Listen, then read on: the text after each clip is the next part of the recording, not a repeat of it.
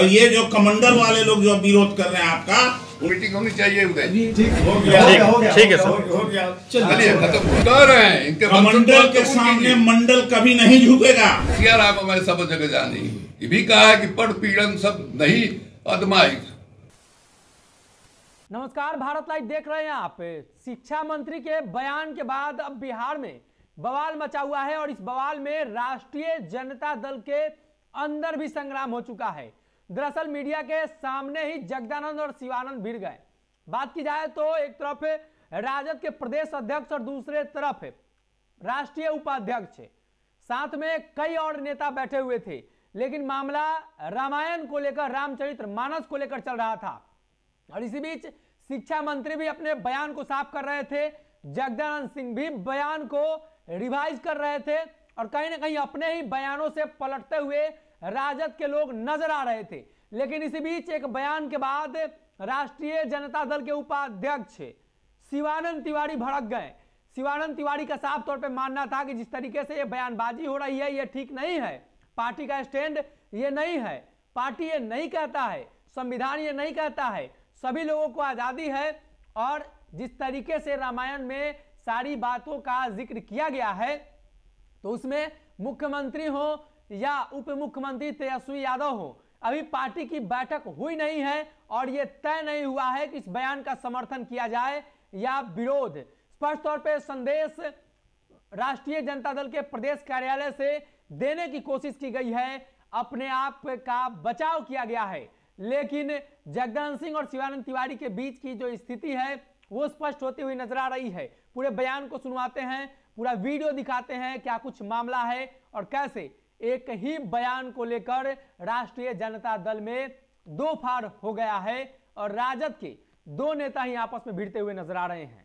मंडल या कमंडल जी, मंडल क्या मंडल रहेगा कि कमंडल? मैं भूलिए मत जरा, मैं जो कहा हूँ शब्द को जरा ठीक से समझिए। जो इस बिहार और देश की आवश्यकता होती है समाजवादी उसके लिए संघर्ष करता है। हम किसी को हक नहीं छोड़ते, लेकिन जलालत में पड़ी हुई आबादी को भी हम आगे बढ़ाने की बात करते हैं तो देश को आगे बढ़ाने की बात करते हैं। मंडल कमीशन हमारा क्या है? डॉक्टर लोहिया ने क्या कहा था, ख्याल कर लीजिए। उन्होंने राम और रामायण के बारे में भी कहा, मैं पढ़ के सुनाऊं क्या कहा? रामायण में बहुत अच्छी बात है लेकिन इसमें कचड़ा भी है। कचड़ा को साफ करते हुए कभी मोती को निकाल के बाहर नहीं की जाती है। भारत की जनता के लिए बहुत कुछ है, उसको दिशा भी देती है, लेकिन जो कचड़ा है उस कचड़े को साफ भी करना पड़ेगा। जो सवाल उठा दिया हमारे चंद्रशेखर भाई ने, जो कचड़े के पिलर हैं वो इंसानियत के, ख्याल करिए उसमें हीरा मोती भी है, ये भी कहा। हाँ हाँ, इंसानियत के विरोधी हैं, इंसानियत के विरोधी हैं। जरा दर पढ़ के निकल सुनाई लोग कभी दिमाग स्पष्ट हो जाने थी तो खाली पूरे देश में वाली पार्टी है, पूरे देश में, लेकिन उस बयान को लेकर बवाल। मेरी बात सुनिए, देश में क्या हो रहा है बवाल करते रहो।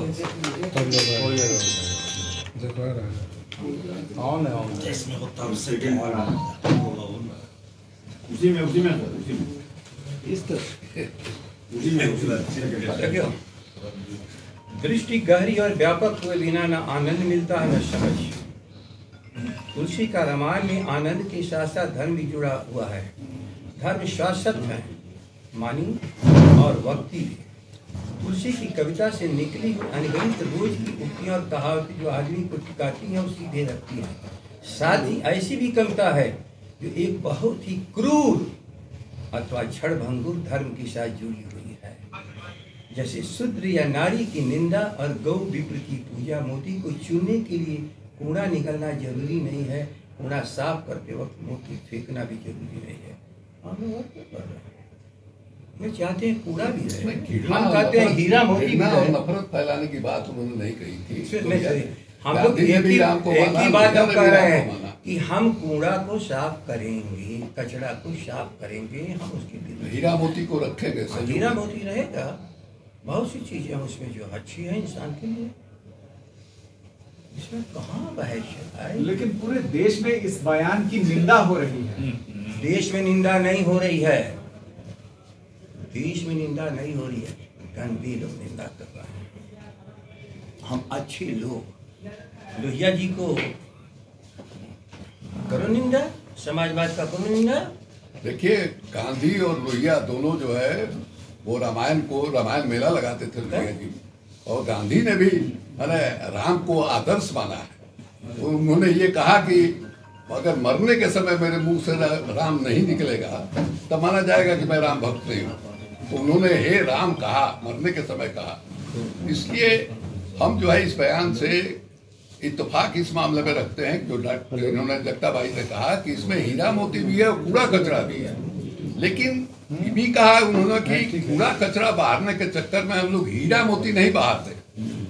तो अगर हम इस तरह की बात करेंगे कि रामायण सिर्फ घृणा फैलाता है तो मैं व्यक्तिगत रूप से उस राय के साथ सहमत नहीं हूँ। और हमको नहीं लगता है कि पार्टी के अंदर इस मामले में विचार हुआ है कि पार्टी जो है इसका समर्थन करेगी। लेकिन ऐसा प्रोफेसर चंद्रशेखर ने कहा कि ये घृणा फैलाने वाला पार्टी के अंदर जो है इस तरह का मेजर डिसीजन होता है। सुनिए, मेजर डिसीजन होता है। हम पार्टी के राष्ट्रीय उपाध्यक्ष हैं, आपको मीटिंग में तय होना चाहिए।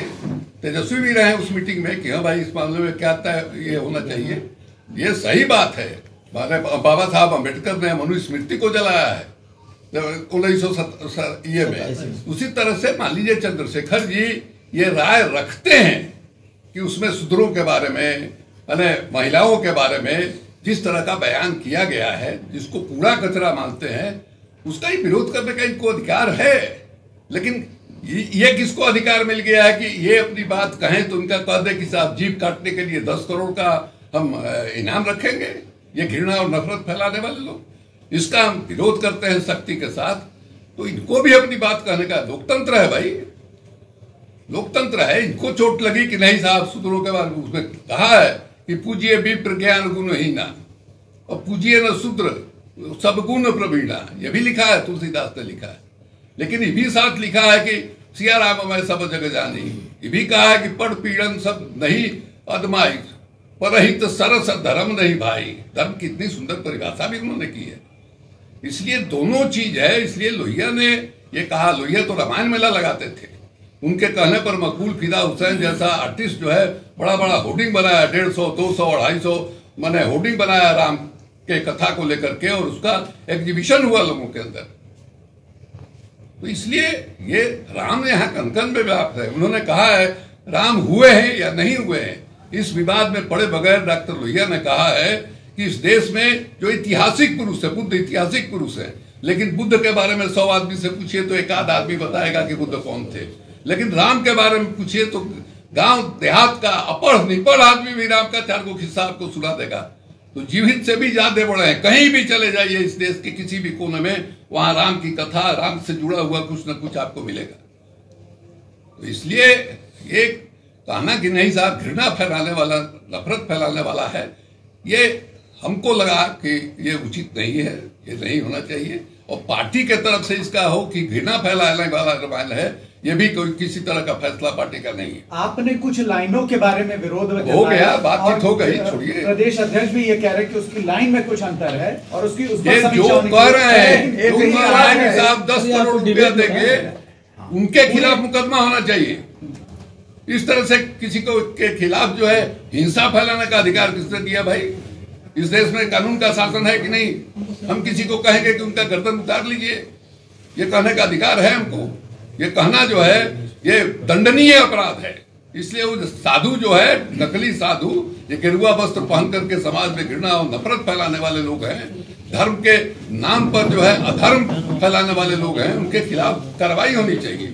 नहीं सर, एक अंतिम सवाल लेना चाहेंगे कि प्रोफेसर चंद्रशेखर ने पूरी रामचरितमानस को ही भाई बात हो गई ना, आप दिखाइए वीडियो जरा, वीडियो दिखाओ। रामचरितमानस विवादित किताब, आप वीडियो दिखाओ ना विवादित। भाई आप एक वीडियो दिखाओ ना, जो मैं बोला हमको दिखा दो ना। ठीक है, मैं आपको भाई आप पढ़े लिखे व्यक्ति हैं, आप हमको दिखा दो। दीजिए, मैं कहा रामचरितमानस के खिलाफ क्या हूँ, रामचरितमानस के कुछ छंद का विरोध किया, बस वही पूरा कचरा है। रामचरितमानस का नहीं, वाक्यों का शब्द देखिए सामने है चंद्रशेखर जी जो ये कह रहे हैं, इनके कमंडल के सामने मंडल कभी नहीं झुकेगा। और ये जो कमंडल वाले लोग जो विरोध कर रहे हैं आपका, मीटिंग होनी चाहिए उदय जी। तो डिस्कशन ऐसे नहीं होगा कि जिला पार्टी के मीटिंग के ठीक है सर, चलिए खत्म हुआ। अगर ये वीडियो पसंद आई और वह बिहार के राजनीति और बिहारियत से सरोकार रखेनी तो सब्सक्राइब बटन दबा के चैनल के सब्सक्राइब कर ली। ओजे एगो घंटी बा, ओकरा बटन दबा देला से कुल सटीक और मारक खबर रुआ मुफ्त में मिल जाई। अगर रुआ पत्रकारिता के हमनी के नया प्रयोग में सहयोग कर चाहतानी तो ज्वाइन बटन दबा दी। पेटीएम नंबर नोट कर ली 9386816700। धन्यवाद।